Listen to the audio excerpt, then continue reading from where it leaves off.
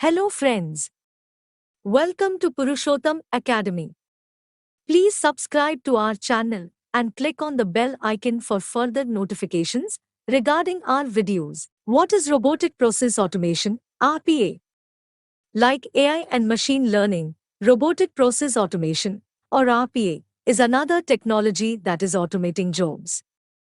RPA is the use of software to automate business processes such as interpreting applications, processing transactions, dealing with data, and even replying to emails.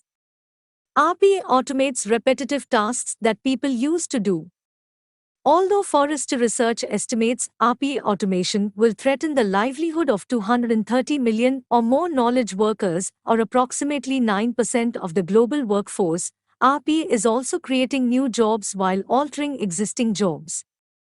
McKinsey finds that less than 5% of occupations can be totally automated, but about 60% can be partially automated.